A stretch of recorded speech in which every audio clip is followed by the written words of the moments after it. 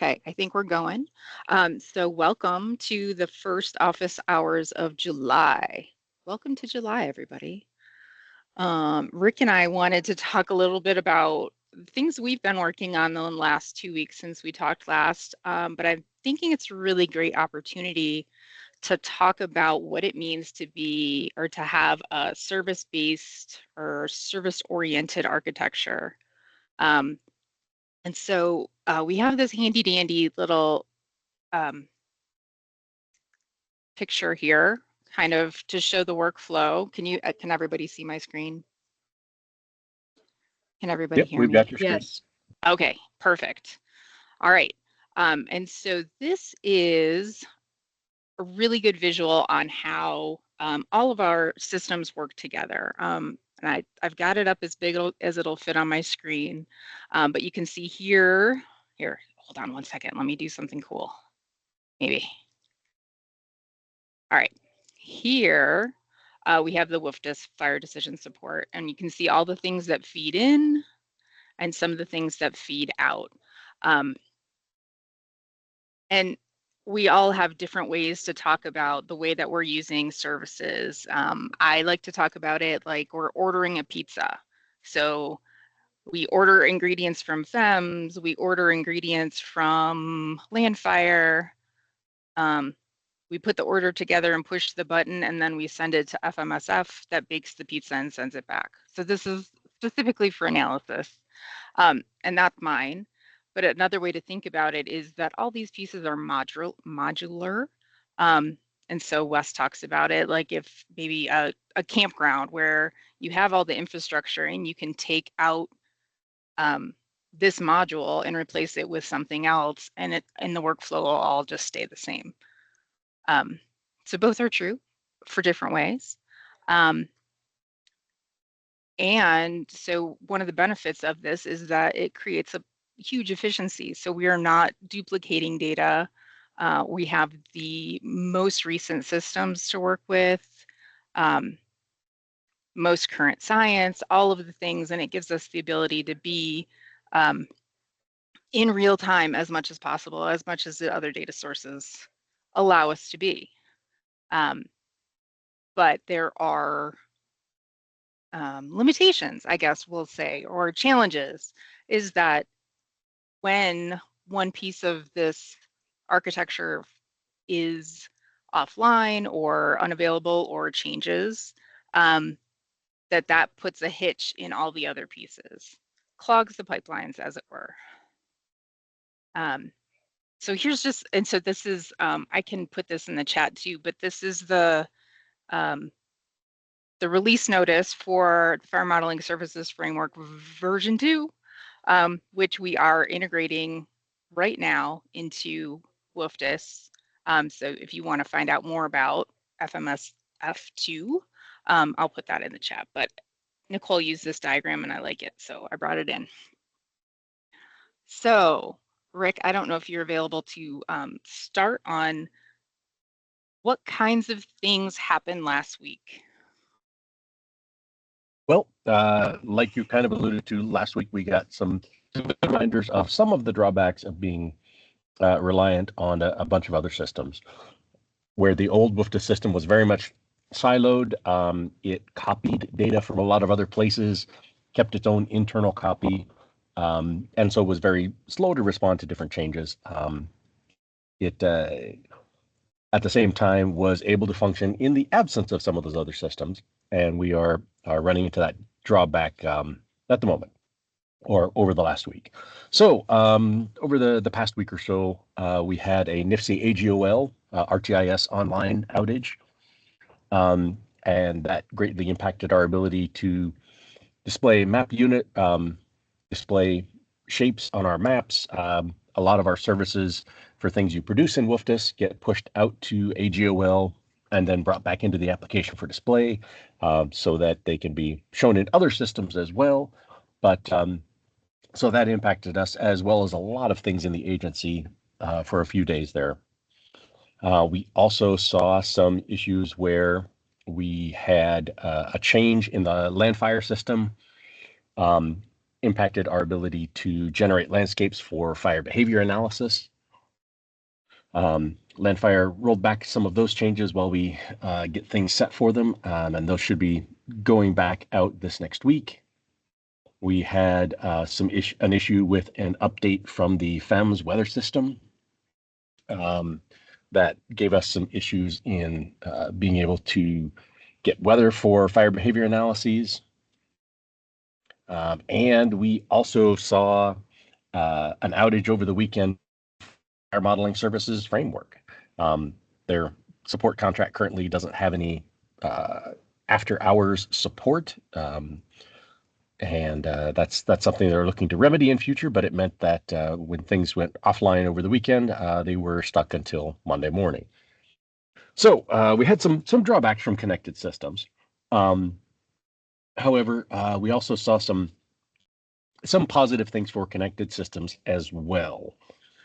So we had some good work over the weekend with, over the past couple of days with the Irwin team for a couple of incidents and problems with those in the Southwest.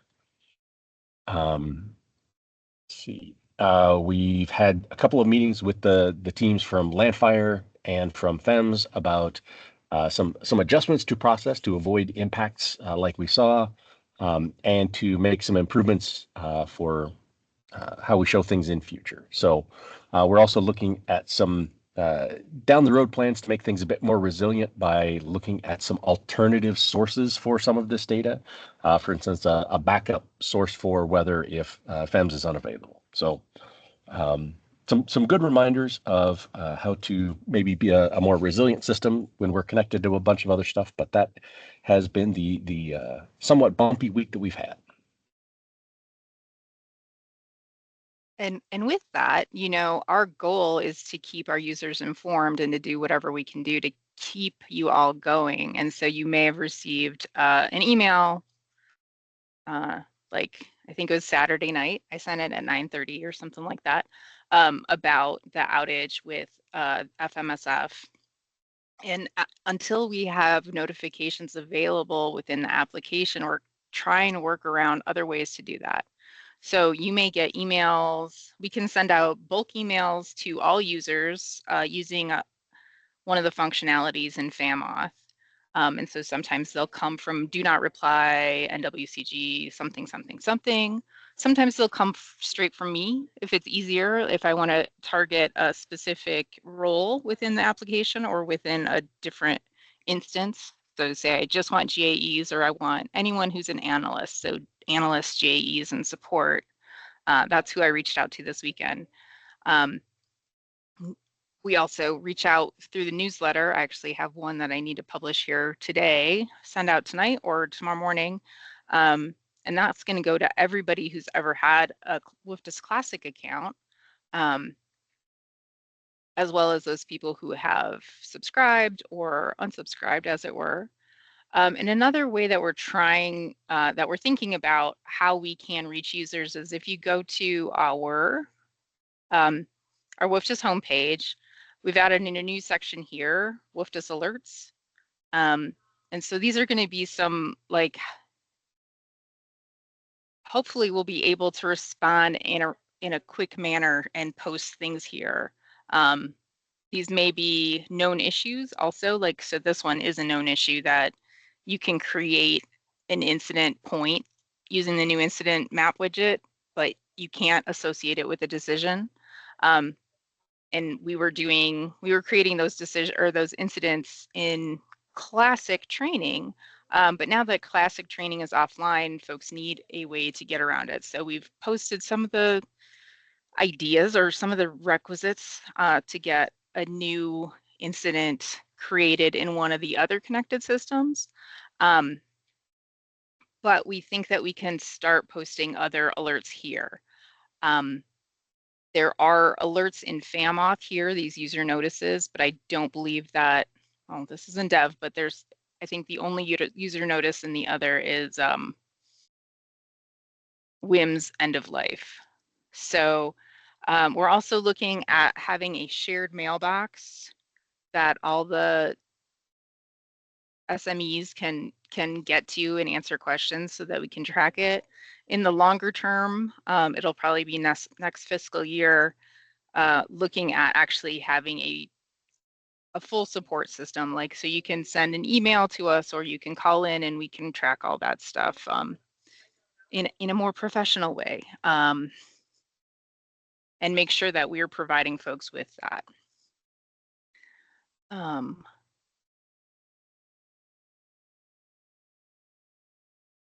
I think that's it for that.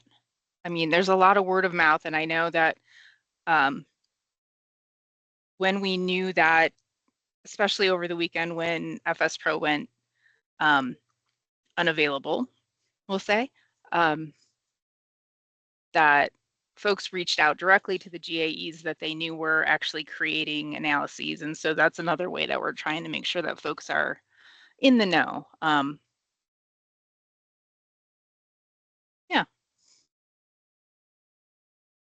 So I don't have anything else about that. If anybody has any questions or want to go over any specifics, we can get to the Q&A part.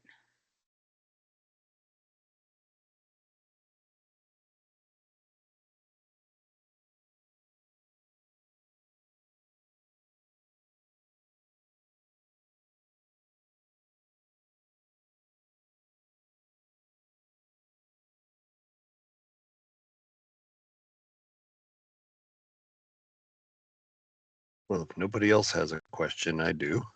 Bring it on. So spatial fire planning, unit boundary.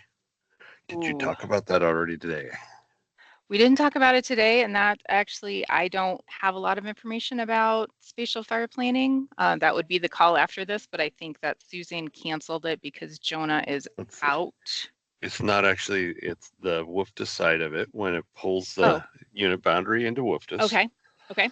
So it's not, for us, it was not displaying the language for our incident. And it's, Jonah helped, and he helped us get it, figure out why it wasn't. And it's because you only have 10,000 characters that can come across from spatial fire planning to WFDSS, so it doesn't actually display. So my solution is, at this point, was to copy all the language for the 32 different things that are under that one unit boundary. Copy the larger stuff and remove it from spatial fire planning. I copied it to a Word document. It's now my master document so that I can put it in, because it doesn't display in WFDSS Appendix A unless it's less than 10,000. Are you guys, go ahead. I was going to say, and to be clear, that's 10,000 characters with one shape. Right, so combined. It's not everything for your unit. If you've got a bunch of different shapes, they won't count toward that. It's just if you've got one shape with 10,000 characters with it, yes. Or two languages for one shape that each have 55,000 or 5,500. That add up to 10,000 for that same shape, yeah. So Jonah did do an evaluation and found that there were only 62 shapes in all of spatial fire planning that did meet that or did go over that 10,000 character limit when you looked at all of their language, out of 11 billion. That's not the actual number, but it was close to that. I have $11 billion. That'd be nice. So the reason I brought it up is because if it's not showing up, your unit boundary language isn't showing up in Appendix A, it's because it's probably because of that. Since I went through it all last week trying to figure it out, I figured I'd bring it up today. Yeah, thank you for that. That is a good one. And and that is one that is going to have to be primarily fixed by the units to get, it's not a bug per se. It's kind of crafting the language so that it fits, and deciding whether all of the need to be in there. Some of the things that we have found in the meantime that are on the WFDSS side that will be fixed in the next release, which we're expecting the week of July 15th, I believe, so that we're past all the holiday stuff. And we'll have automatic validation. So you will no longer have to check the boxes on the decision approver and assessment page. So just so you know where I'm talking about. So here currently, required decision elements. So this is an EDU green banner. Currently, the user is checking these and presumably checking each of your steppers to make sure that they are marked ready for publication.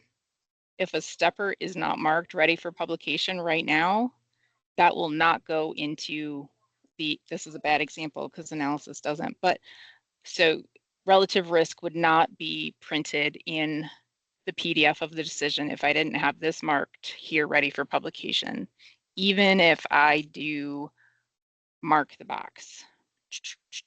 So after the next release, this will automatically check based on that toggle, and then it will show the date and time that the last save on that section was, so you can see how recent it is. Maybe you can look at it and say, oh, that's a little stale. It's like 5 days old. I should probably look at that and see what, if anything needs to be updated. Go ahead, Tanya. Yeah, hi. Hi. I have a different question if we're ready for a second one. Or are you Yes, still I think so. explaining this So I one? think Okay. what'll happen is, so right now you check all these and then that ready for public approval button highlights. And in the next release, these will check based on the toggles, and then this will only become available once they're all marked ready for publication on the toggles. Okay, go ahead. All right. I had a question about workflow. So I just want to just share my screen here so you can Sure. see what I'm talking about. So a user in our on one of the forums sent us his WFDSS decision as a PDF and said, can you take a look at this? And so I was going through it, and when I pull up WFDSS, I'm a GA editor, so I just assumed I would be able to see all this stuff in here and like click on shapes and see how it's all connected. But everything, makes it seem like it's a brand new decision here. And I didn't want to go back to the home screen and click edit because I don't want to make it look like they're starting a new decision, because that's not up to me.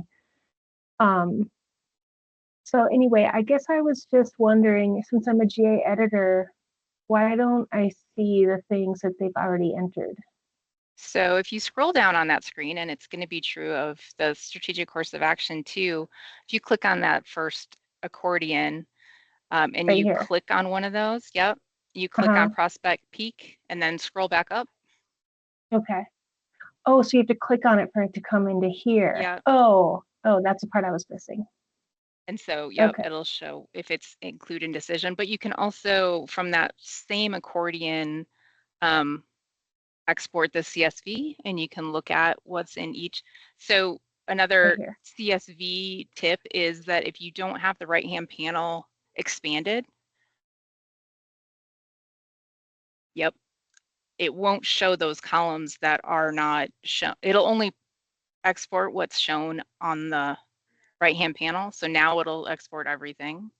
But otherwise you'd have a really brief table. Does that make sense?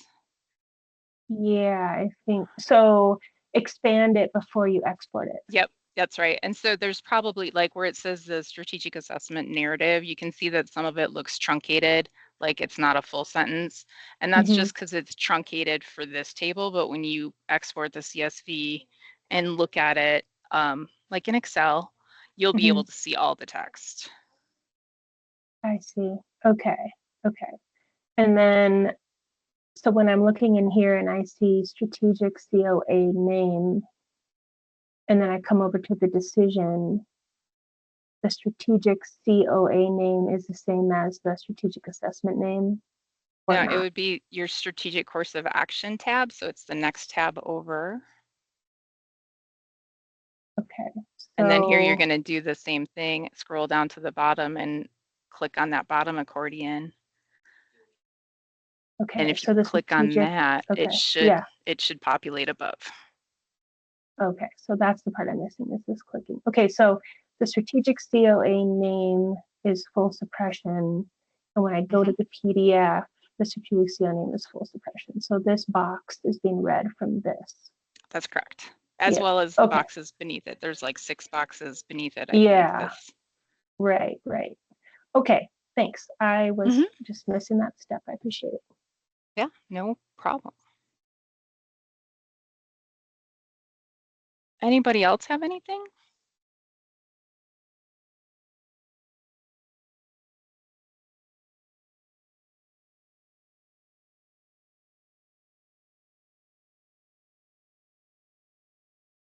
Trying to think if there's anything else big that we know. I know that there's a lot of FS Pro and fire modeling things that have been happening in the back end that may or may not be obvious to folks, well, specifically analysts and folks doing analysis, fire behavior, FS Pro, etc.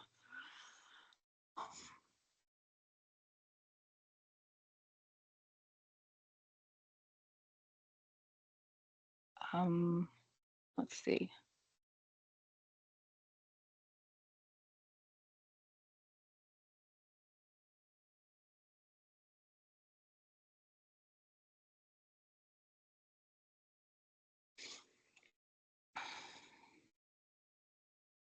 I've been collecting a lot of really fun stats while I've been preparing this newsletter because I know we talked about it, but so last Tuesday was the 90-day mark after our transition.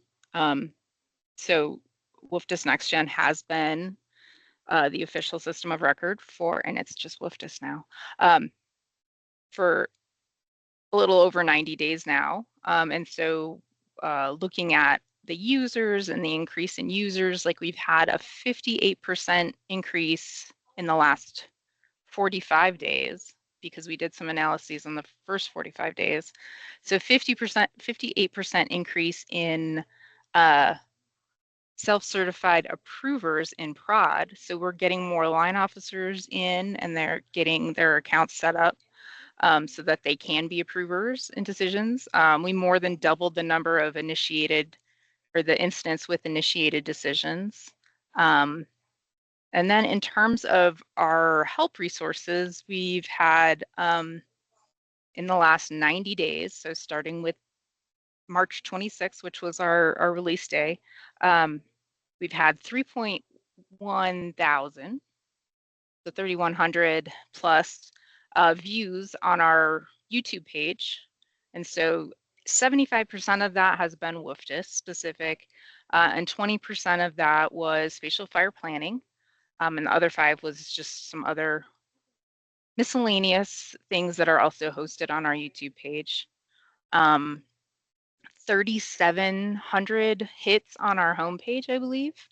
And we're able to pull some other analytics about which are the most searched for help topics. We can see how many times someone has gone in. So say in the relative risk, this is what we call the field level help. So where we have those little question marks. So we can see how many times people have come here and looked at the time of season topics or clicked on the next to get the expanded topic. Like this is what folks are looking for. It's kind of hard to read in this panel, so I suggest looking at it over here if you can, but some people don't want to use Are your you screen. showing your screen? Oh, thanks. We've all been there. That's okay. I was clicking away. All right, so I I'm in stole it from relative. you. I gave it up too. I stopped. So here I'm in relative risk, and you see these little question marks here, and these are field level. It's what we call field level help. And so, you know, specifically relative risk and organization and complexity are the ones that folks are really used to using from Classic, and they like it. And they're meant to be short topics. So you have a short topic here, but what we've done is add the full topic here, time of season. So if you don't want to leave the application and you're okay trying to motor through here, you can look at, okay, late, low, what does that look like? What are some of the things I should consider when marking it low or moderate? So that's all available within the system. And so that has been we've had a lot of clicks, I'm going to say, on that.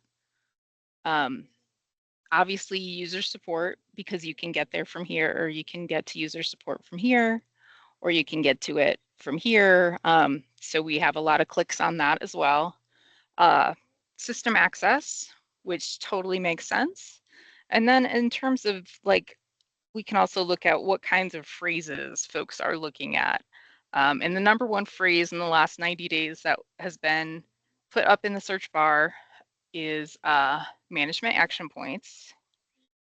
I think the next most popular was GAE, and then some assorted strategy related. So we understand from that we need to move forward on more targeted resources to help kind of explain more about what happened to MAPs.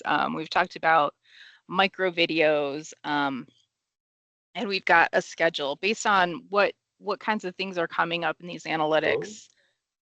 We'll be able to provide those. So like if we go back to the home page and we look here on the WFDSS tutorial videos. Personal question, we're looking at a PV that you guys are a supplier of.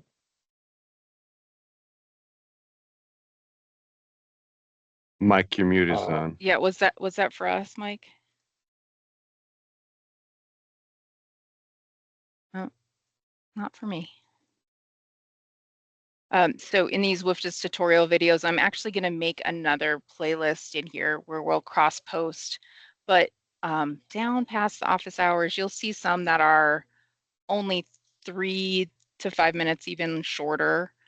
So we're going to work on those little bite-sized pieces and see how many of these other videos we can break down into bite-sized pieces. I know that's what folks are looking for. I think MAPs and strategy might be difficult to do, but and we also have,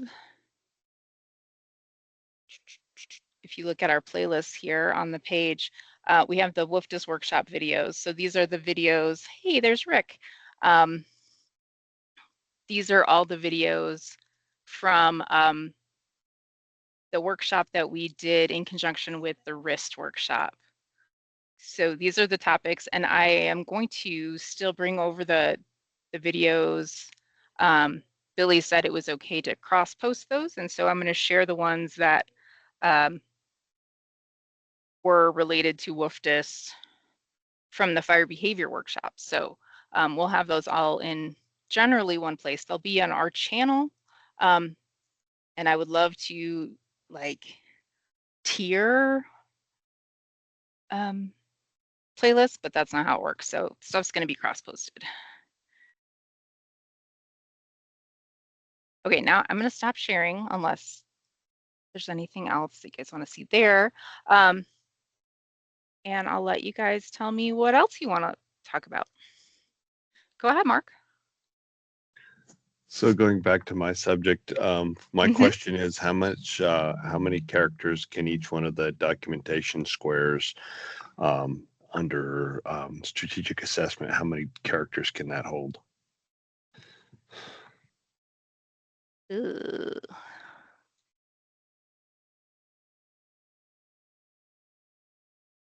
Well, I think they're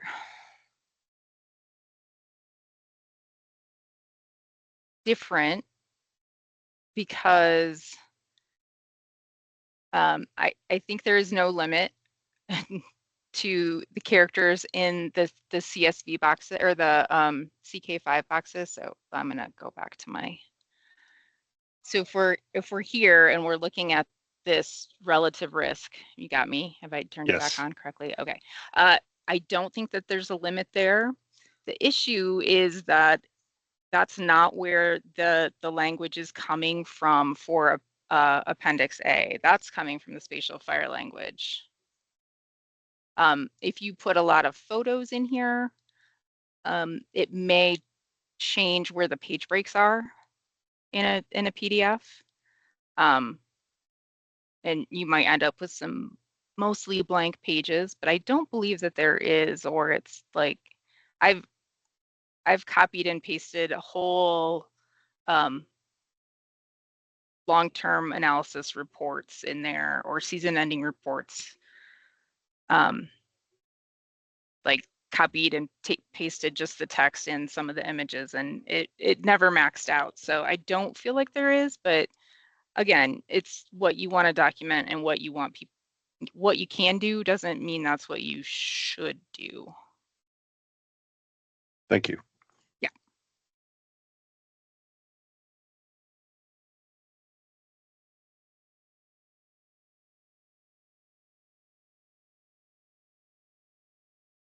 Anything else folks have questions on?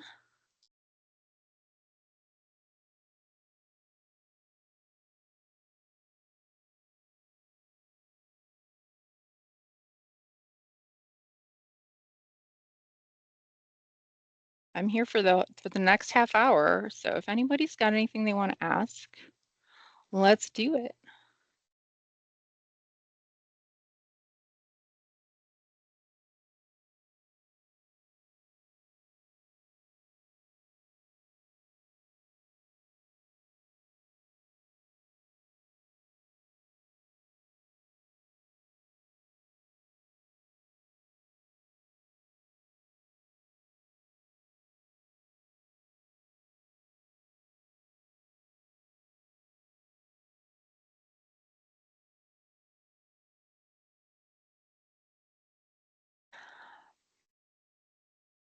Oh, Andrew just left, and I was going to bring up our new Arc server, but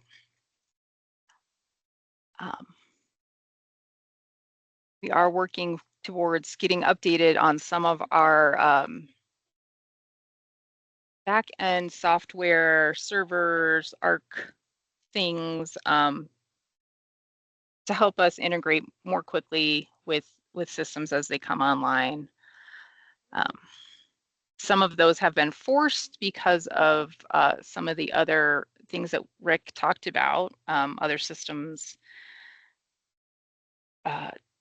moving ahead without us. So I want to reiterate that we and all those other systems in our system-oriented architecture and our flow graph, we talk a lot, and it is important to all these systems to keep things going. And it could come down to an extra set of brackets, and that's all it was for land fire.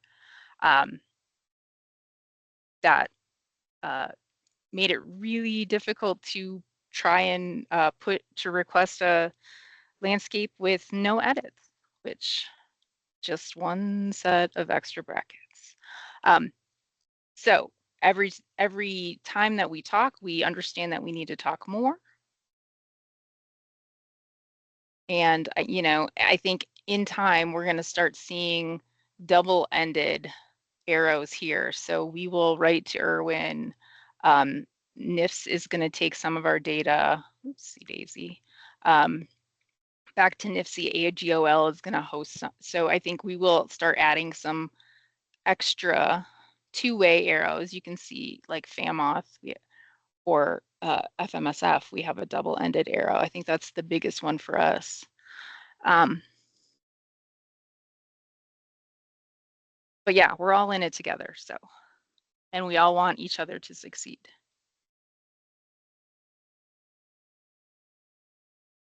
It's a lot of blocks though. So each of these little blocks is supposed to be 25 users. So you can see that we've got a lot of blocks in FEMS and WFDSS and IFTDIS. And since they all go through FMSF, I think they could get all, you know, they need more boxes because they are really serving all those publics. So that's enough of talking about that. What else you guys want to talk about? Anything else come up?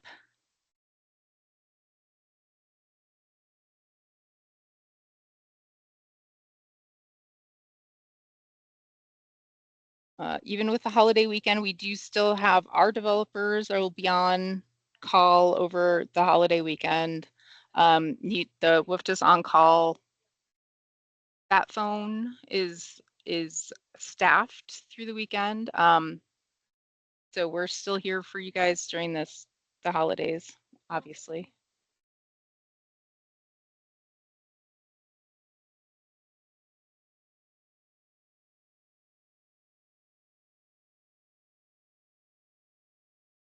Okay, I'm going to try and be silent for a moment and let you guys jump in if you've got anything.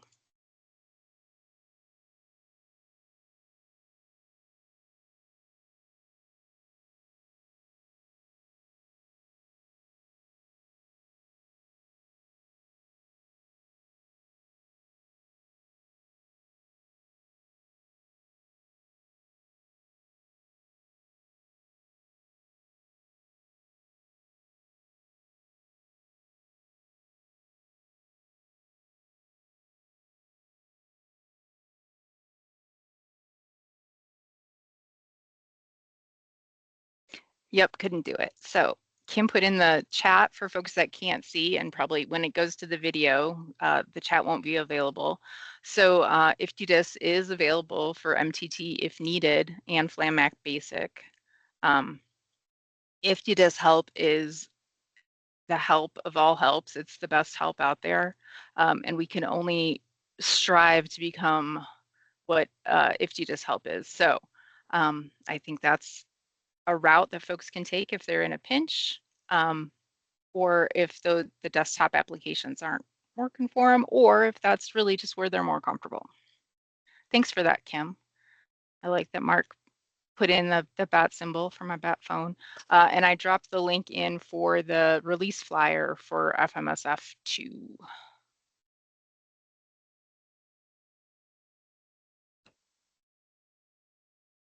Yeah, hey Sarah, it's Kim. I'm struggling with my technology here.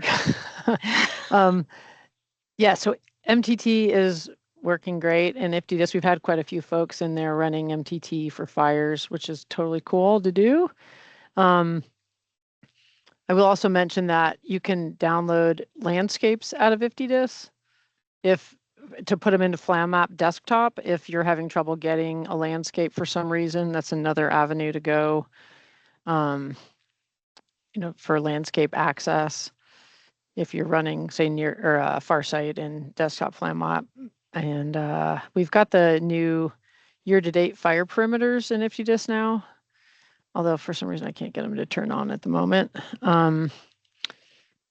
And let's see, I was going to add, we're supposed to be adding the VEERS layer, but I'm not seeing it in here right now. So you could turn VEERS on in IFTDIS in order to, you know, kind of figure out what's going on with your fire. So if it's not in there yet, it's coming very soon. So anyway, if you're having issues, feel free to jump into IFTDIS and see if you can find what you need, and always send us a help ticket if you're struggling or whatnot in IFTDIS, and we don't staff the help desk quite as 24/7 as WFDS,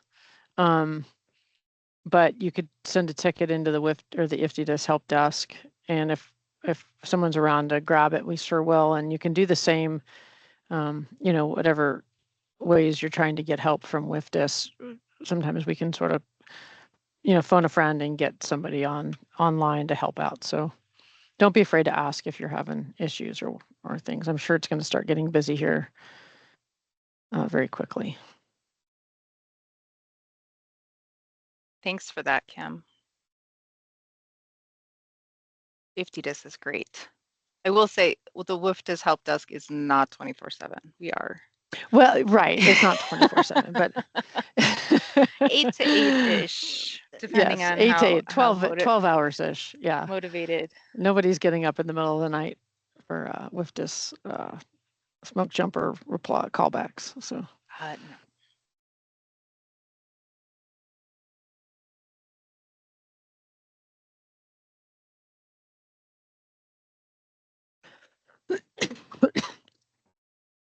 Hey, Kim, where is the Veers going to be in IFTDIS?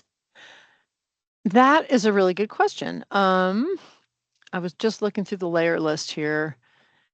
Let's see, we've got it. Let's see, normally it's in WFDS, it's under, what's the subject? It's like is it the fire environment tab? I think fire environment and safety. I think so, yeah, I think that's where it's going to probably end up in IFTDIS. We're trying to keep them as similar as possible. So it's just folks can get familiar and keep going to the same spots. I think that's probably where it'll live. I need to talk to our GIS folks and see where we're at with getting that added.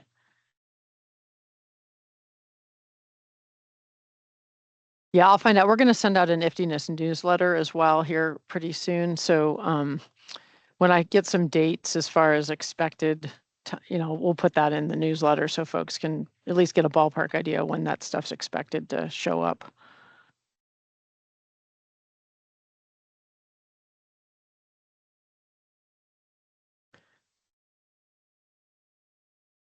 But your first spot to check would be if there's a category that's similar to WFDS, check there first.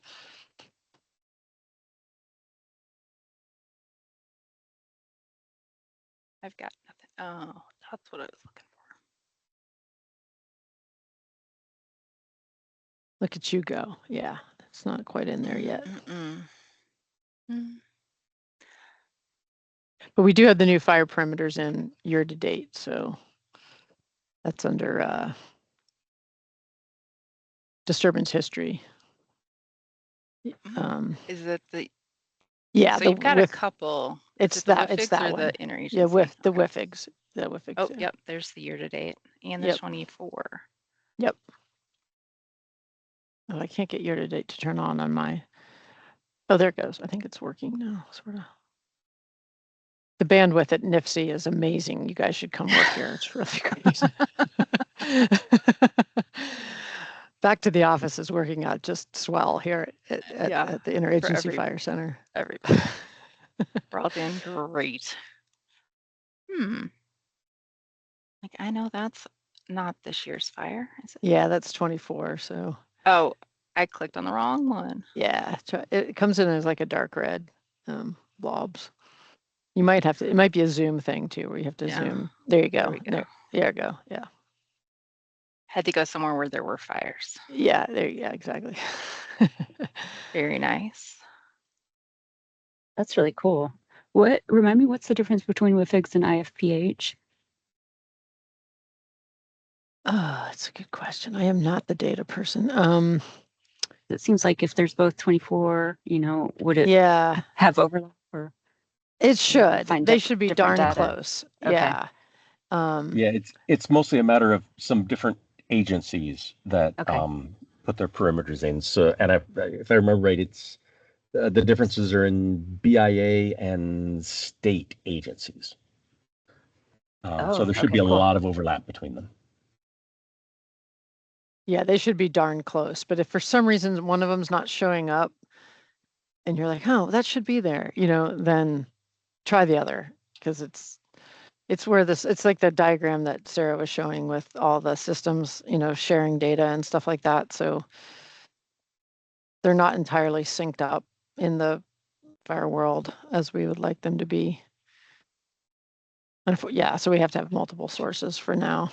Hopefully that'll change in the future, but.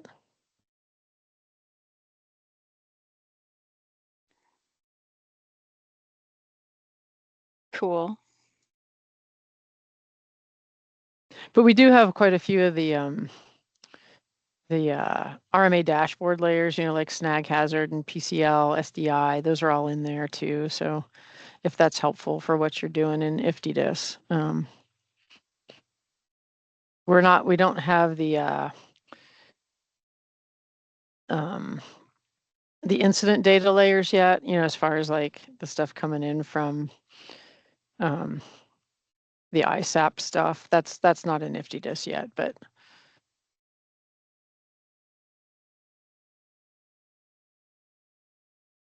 we're going to try to bring more of those services online in IFTDIS as the summer goes on. And if you guys have requests for things, if you're thinking of something, let us know. We're trying to mirror what we've got in WFDSS. We're not 100% there yet, but just drop us a ticket if you have a suggestion, and you know we can let you know where that's at in the process.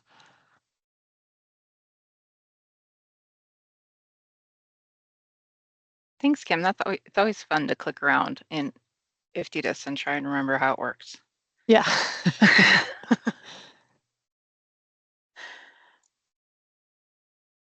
And we will, so here's how I'll do an example of, let's see, oh, this is my wrong browser, but if I went to IFTDIS and I said user support and I went to the help center, and my favorite thing to search here, so if I want to check for MTT, this is exactly the same system that we use. The skin on it is a little bit different. But so here is how you can search for MTT, all of the things. I know what I was going to do. I was going to look up reference layers, reference data to see. We are trying to get a very similar list of the reference data, and so we hope to choose or to get like the same, so we'd both be able to speak, like point to this one help topic. We'd have exactly the same help topic since we're in the same system. This is like HVRA stuff, so it's not exactly what I was looking for, but it's in here.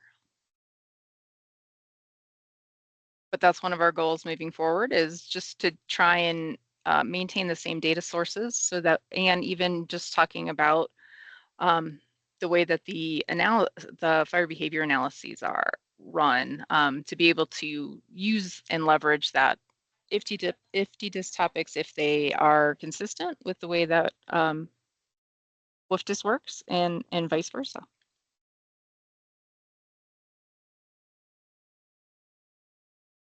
Yeah, and the good news about the fire modeling services framework, like again, like Sarah was showing, is it's whether you're running, you know, that short-term MTT model, whatever name you want to give it in IFTDIS, or eventually in WFDSS, it's the same model. So everything will be the same across both applications. We don't have Farsight in IFTDIS. We hadn't planned to do that because of the fuels planning nature of it, but we'll see. I mean, it's something that could come along down the road.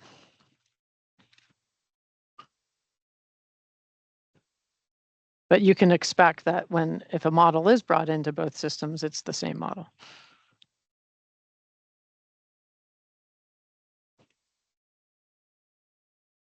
And they've got a lot of under development and coming soon in FMSF too. So we can look forward to those being incorporated in both systems. I think especially those ones, Kim, well, for IFTDIS, but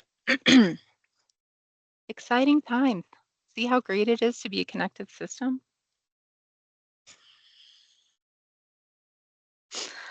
Okay, 10 minutes left. Good work. Anything else that you guys want to talk about? Questions?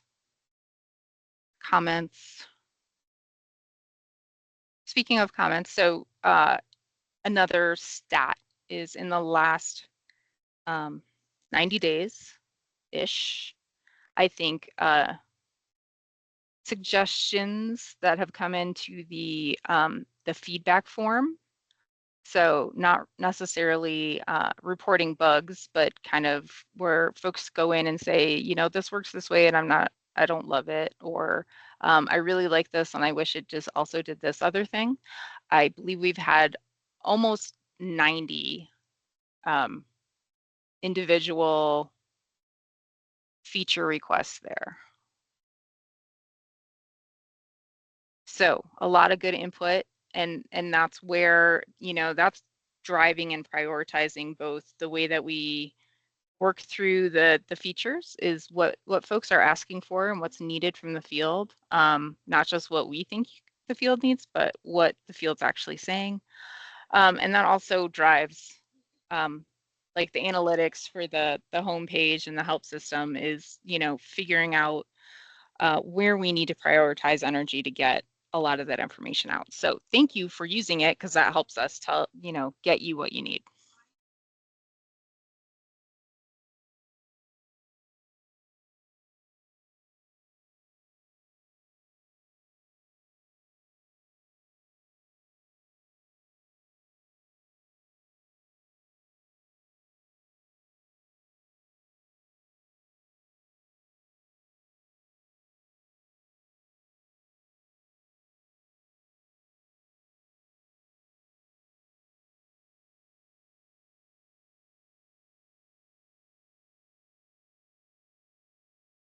Okay, I promise this time I'm going to be silent for the next 8 minutes and let anybody jump on if they want to. Otherwise, have a great day, week, holiday weekend. And we'll see everybody back. I think it's the July 16th, so it'll be right after our next release. So we should, or right around the time of our next release, and we'll be able to let y'all know what's new.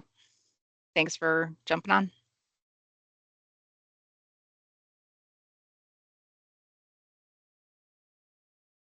Thank you.